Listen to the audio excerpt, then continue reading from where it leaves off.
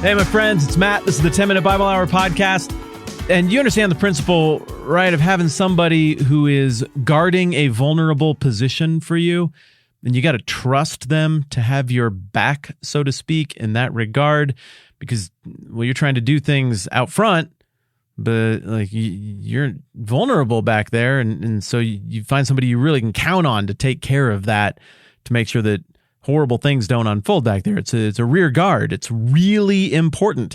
In American football, the left tackle is a very important position. That's a blocker who protects the quarterback. That's the person who usually throws the ball. And a right-handed quarterback, they've got their back, generally speaking, to the position that the left tackle protects. So you want somebody over there at left tackle who is of high character, high athletic skill, high football IQ, because the quarterback needs to be comfortable and know they have got my back. If you understand this principle of a rear guard and what it is to maybe play that role yourself or have somebody do that for you, then you also understand what a great opportunity there is for the person in that position to injure you should they choose to quit guarding. That is a position of massive trust. And throughout the history of everything, we've got stories about someone who was trusted to provide a rear guard who intentionally betrayed the person they were protecting. Now, historically, in all cultures, this is pretty much universally regarded as the most reviled character archetype in all of storytelling. You got the guy who let the Persians in to the back way to go and defeat Leonidas and the 300 Spartans who were holding the pass at Thermopylae. You got your Benedict Arnold. I mean, Benedict Arnold, that name is kind of the epitome of person who lets down the rear guard. You've got Aaron Burr, who tried to sell America back to Britain. Did you know this? And then tried to raise an army and was going to meet the Brits in the western frontier and reconquer the thing and become like Emperor of America. He had a whole deal worked out. Didn't pan out that way. That guy was a jerk. But that's just what we think of people who violate that sacred trust, that brotherhood, that sisterhood in that way. And maybe even more than Benedict Arnold, the most betray the sacred trust that is assigned to the rearguard character in the history of ever is Judas Iscariot. And Judas Iscariot comes up in this little passage right here in Matthew 26 that goes thusly. Here it is, starting verse 14. Then one of the 12, the one called Judas Iscariot, went to the chief priests and asked, "What are you willing to give me if I hand him over to you?" So they counted out for him 30 silver coins. From then on, Judas watched for an opportunity to hand him over. Him, of course, being Jesus. On its own, that's just grotesque on a bajillion levels. In context, you can see Matthew warming us up to the idea that that is coming. And in context, it's sort of stunning to realize the thing that pushes him over the edge. So let's start by thinking about that. And then next time we'll look a little more closely at who Judas is and what else we know about him from the text. But just look at this initiating event that causes the betrayal. If we go back just a little bit, what do we have before this? Oh, yeah. The chief priests and everybody, they're mad. They're trying to figure out a plan to kill Jesus. And then Jesus goes to Bethany, remember?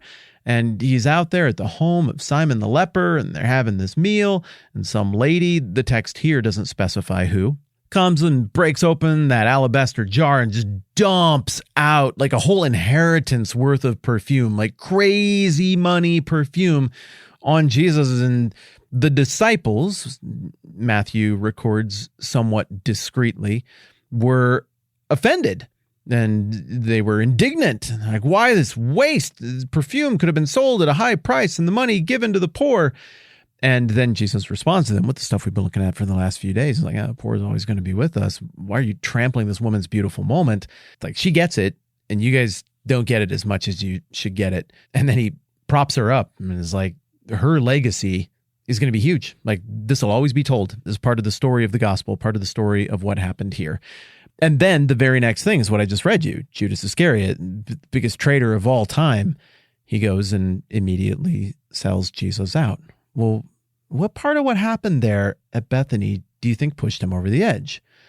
I don't know the answer to that. I'm kind of thinking of it as we talk here. I suppose option number one would be that Judas Iscariot is the one who was the loudest, and he got called out the most directly by Jesus, and Judas Iscariot maybe had real thin skin.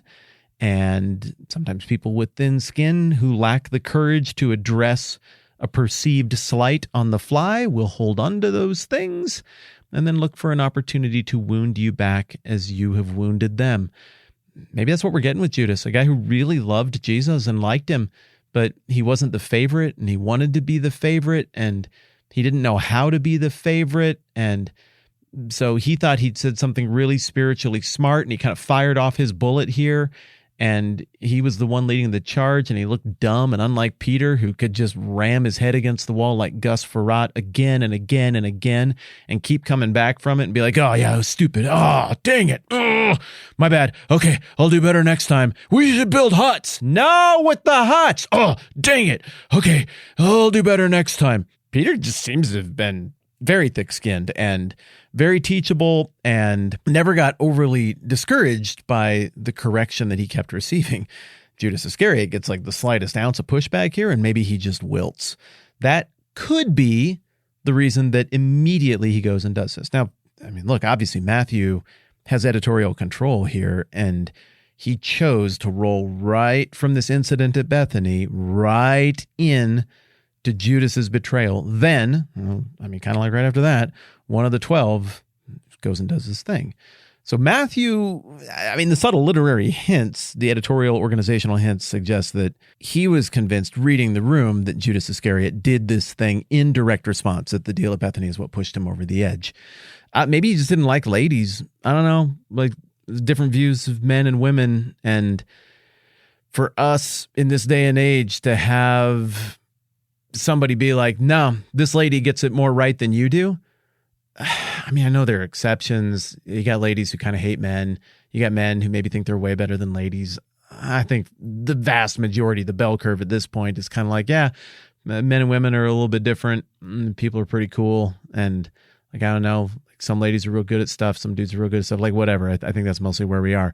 But man, we can't even imagine the sting that would have had back then, given the way gender roles worked. And maybe it was the fact that some woman got it right and Judas didn't, that he just couldn't handle.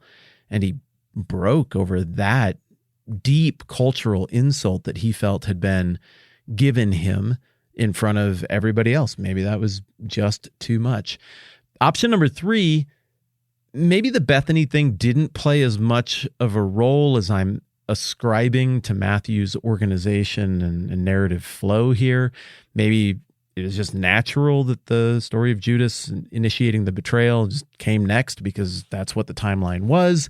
Maybe this is something Judas was going to do absolutely all along. And the reason he was going to do it is because something broke in Judas's heart a long time ago, and he'd always intended to steal everything.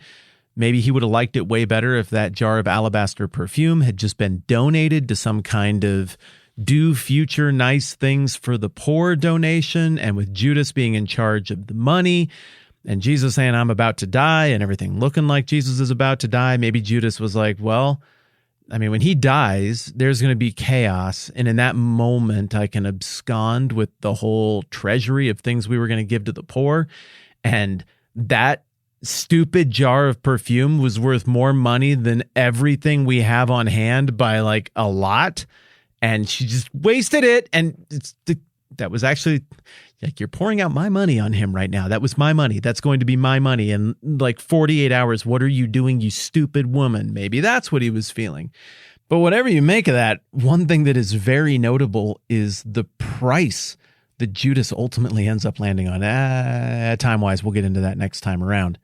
I suppose what I'm trying to say, though, is maybe Judas had some very complex emotional dad issue, gender insecurity, mad about women, misogyny, complex mess of things going on inside his brain and his sad little heart that caused him to do something that's just grotesque on the grandest scale of historical rearguard betrayals of trust.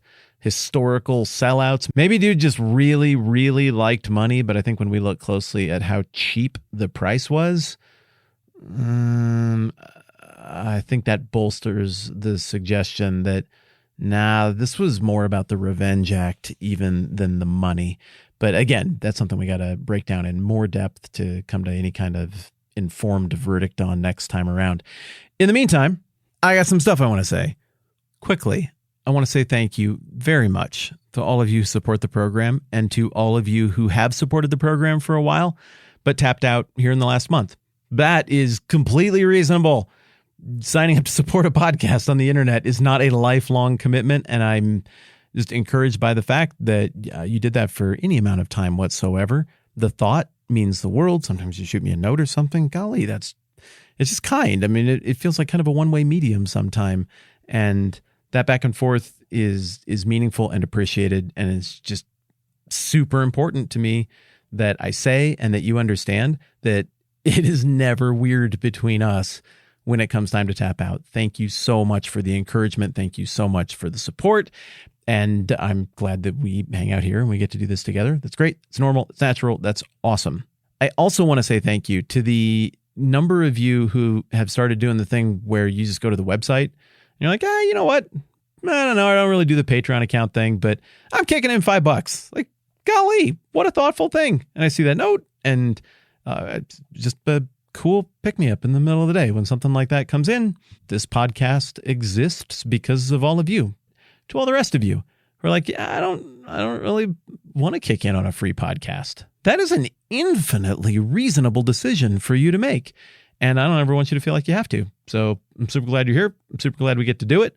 You can't tell this probably from where you're sitting, but this is the first time that I have recorded a podcast in several weeks because I did a whole bunch before I went on a trip with my wife. And I've missed you. And it's just really nice to be back sitting in front of this microphone, talking with a small percentage of you who I know in some way, and a whole bunch of you who I don't know except for through this. And I appreciate all of you. And from time to time, I just like to make sure you know that. All right, that's what I got. More on this Judas Iscariot thing mañana. I'm Matt. This is the 10-Minute Bible Hour podcast. Let's do this again soon.